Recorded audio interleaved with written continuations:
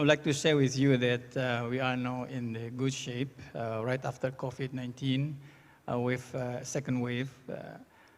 Statistics shows that trade surplus widened to a record of almost $6 billion US.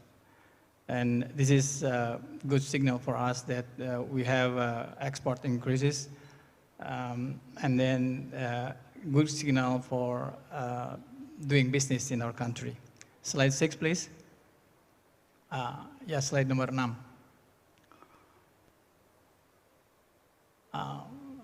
Yes, yeah, this is the one. So I'm trying to say that this is provide us with the opportunity or having, what do you call it, motivations to move forward. Because this is what happened. This is actually 18 months, almost 2 years. We have a surplus in trade balance. Next slide, please. And then actually Q3 this year, we have a second wave of COVID, and then we have to have everything restricted. We have to apply PPKM. But then entering Q4 of 2021, we have again improvements in terms of the growth, in terms of. But I'm trying to say that the next couple months, even next year, we have to have a GDP growth at the level of 5%. This again, I mean, I'm trying to say that oil and gas is very much essential enabler for this to get to achieve the GDP growth of 4 to 5%. Next slide. I'm going to show the slide that have been shown by Pak Nanang.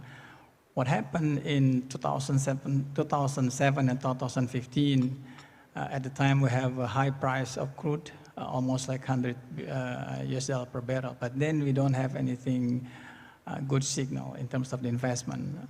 We have a steady state of decline in domestic oil production. We had a falling contribution to export earnings.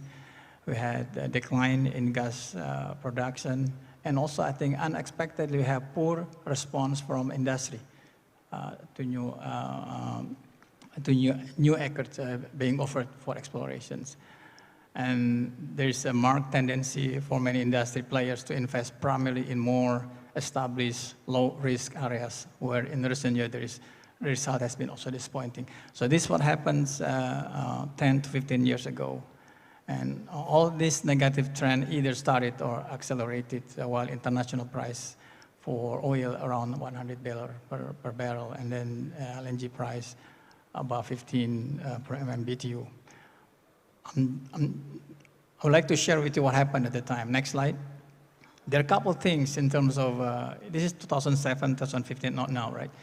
There is a regulatory uncertainty, there is bureaucracy issues, there was gas allocation marketing issues, there was also, I think the most important thing is there was unattractive fiscal terms.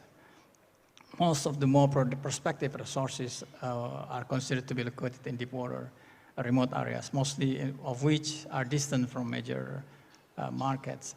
Most oil and companies do not believe at the time the fiscal terms in the overall PEC package reward. It's not sufficient for taking the risk to explore a new oil and gas reserve.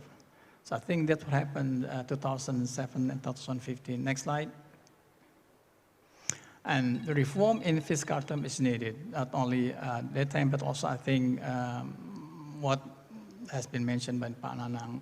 But to be able to design a good incentive, there are a couple of things. First, it has to help contain the natural decline of oil and gas productions, especially in oil blocks that have been in production for quite a long time, like Rokan block, and also assist in drilling new wells and accelerate the application of EOR technology. I think that's we are going to design, or we have to design an incentive that has a trait like that. The second one is that the incentive has to aim at encouraging the exploration of new oil and gas blocks, such as in East Natuna, by providing flexibility and flexibility for investors to explore. And the third one is that we have to have taxes should be kept at a minimum level. Even maybe we have to read during the exploration period, and the obligation of participating interest local as we need to be seen, needs to be, need to be reduced or abolished even, right? And also the incentive has to be in such a way aimed at finding giant discoveries and accelerating development for exploration to production. I think this is the thing that we need to keep in mind, that incentive has to be at that level to make sure that we are able to compete with Malaysia, Thailand, etc. Right? And then what happened now? We are going to revise, like Panang said, we are going to revise a couple of things. First, PP 27, 2017, and also PP 53, 2017 on the gross split production sharing contracts. Next slide. So there are two things. First, reform has to have a specific objective. Probably we have to modify some of the PEC terms during the production phase. If success is better rewarded, then production should rise above the level that the current fiscal program would warrant. I think that's something that we need to consider. The second one is that government revenue might rise or fall, but in the current environments of the macroeconomic effect of the ever-rising energy import weight more heavily than the domestic fiscal impact of the current PEC structures. So I think this is the way we see the fiscal term has to be in very good shape. And more than that, fiscal terms should also address the unconventional oil and gas, specifically CBM and shale, that recognize the economic field of production. Maybe we have to involve royalty or tax approach rather than PEC approach for this particular type of investment.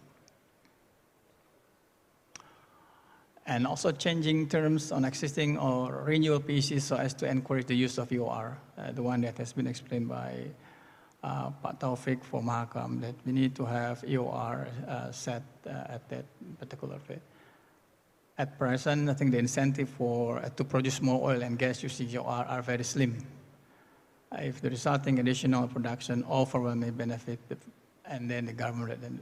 So I think this is, to me, a very, very short, very brief type of insight that incentive has to be. The current incentive scheme is not enough to make sure that the oil and gas industry moving forward. We need to have more robust type of incentive in such a way that giant reservoir need to be found. And also I think, but again, I mean, this is something that we should be working out among different level governments. Minister of Finance should be in there, Minister of Energy and Resources should be in there. And I think the most important thing is that the industry has to be willing to, willing to talk in a productive way. Thank you.